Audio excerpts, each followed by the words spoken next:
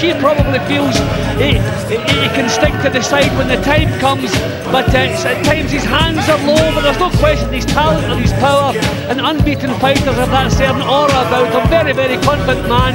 Big things ahead. Let's have a look at how they line up. Commonwealth title defence from Carl Froch. He's 8 years younger. He's got a big height and reach advantage, both nicely inside the 12-stone limit, although Westerman has campaigned up at 12.7 before.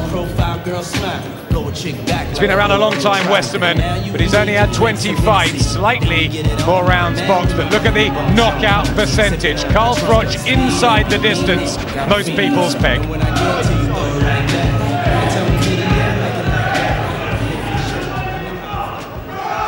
Ladies and gentlemen, this is the main event of the evening, live and exclusive on Sky Sports Friday Fight Night from the York Hall here in Bethnal Green, London. Hennessy Sports, sponsored by United Carpets, proudly present tonight's main event of championship boxing, a contest of 12 3-minute rounds to decide the super middleweight championship of the Commonwealth. Between and introducing the boxers, and firstly the challenger, fighting out of the blue corner wearing the white trunks trimmed with black.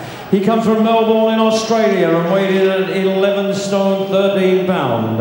He comes with a 25 professional record, 15 wins, 7 wins by way of knockout with 5 losses. He's the Orient and Pacific light heavyweight champion. Please welcome Australia's Dale Westerman.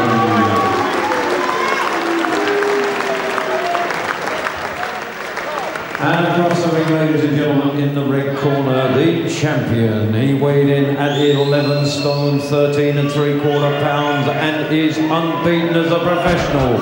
17 wins from 17 contests, 13 big wins coming by way of knockouts. Ladies and gentlemen, he's the current British and Commonwealth champion. Please welcome Nottingham's Carl, the Cobra Froch.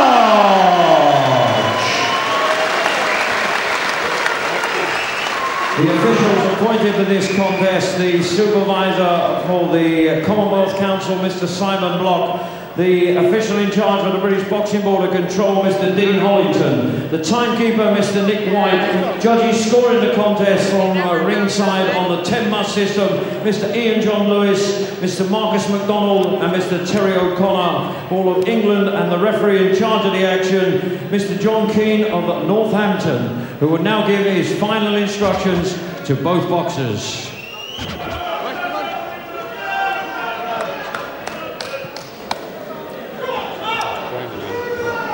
Both received your instructions in the dressing room. You know what I expect of you both. Shake hands and come out boxing. Shake hands. With a big British clash, signed and sealed against the talented Irish southpaw Brian McGee, who's ringside tonight, of course. It's set for March the 31st over in Belfast, and there's a certain pressure on Carl Froch to make a comfortable Commonwealth 12-stone defence here tonight. The challenger Dale Westerman, who's got nothing to lose and believes he'll upset this carefully laid plan. He's won 15 of 20. Can he in any way test Froch? Expose any defensive frailties in the champion?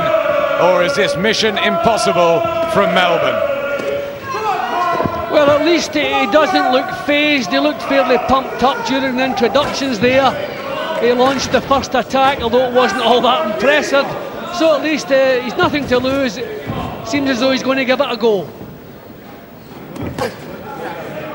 Froch started very slowly in his last outing against Ruben Grunewald as Westerman tries to close the range. Yeah, he just clubbed him with a nice little right hand, Westerman. So,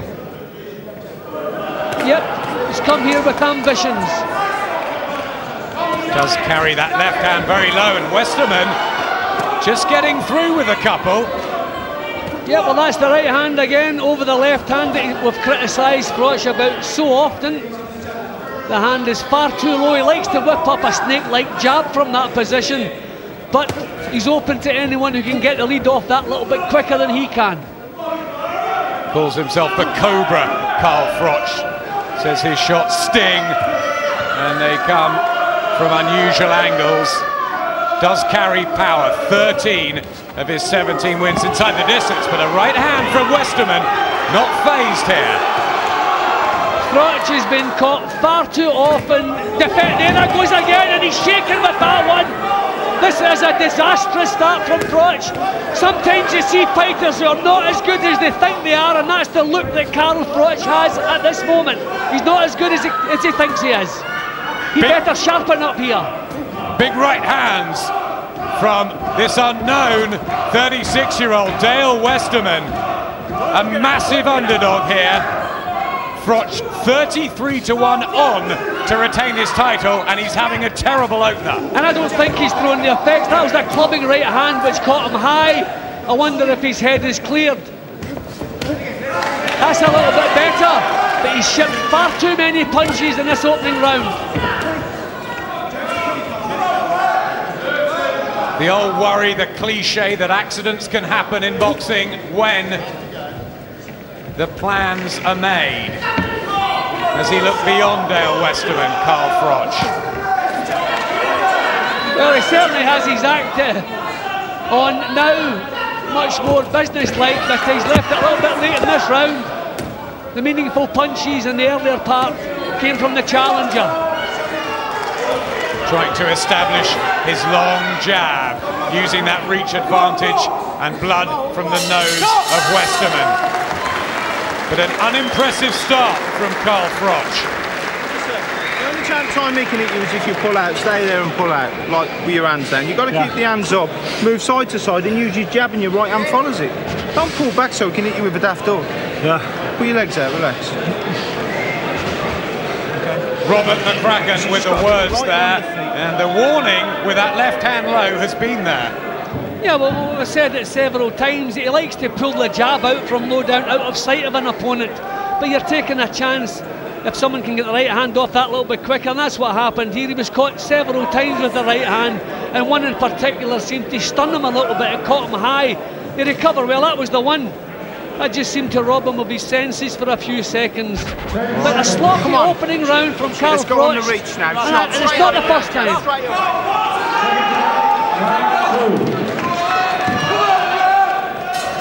Here's the second round of the fifth defence of Carl Froch's Commonwealth title belt that he won against Charles Adamu. And tonight defends against Dale Westerman, the silver and black as always of Froch, the exhibitionist, and big confidence, believer in himself, but he's getting tagged early on here by Westerman.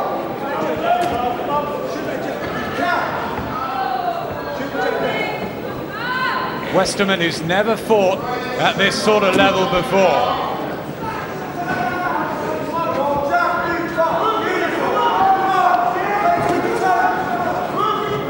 Does hold the Orient and Pacific Boxing Federation light heavyweight belt, Westerman. Well, he's finding range with the jab, but there's not the confidence. He's not stepping in behind it. I think Froch has maybe been training for this fight, expecting it to be easy, and he suddenly found out on the night he has some problems to solve out. Reflexes were slow. John Keane just splits them. Trapped between the ropes there, Westerman. And he's got all the advantages, Froch. Yeah, but I think that the biggest problem with Carl has always been his attitude, and he's certainly come in with the wrong attitude. He was half asleep in that opening round. And you have to wonder how low he carries his left hand if we look beyond this fight to facing the southpaw McGee with a sharp right jab. Then he's caught again, and he's hurt again. Westerman piling the punches home, and a nervous look on the face of Carl Froch. How will he respond from this bit of bother?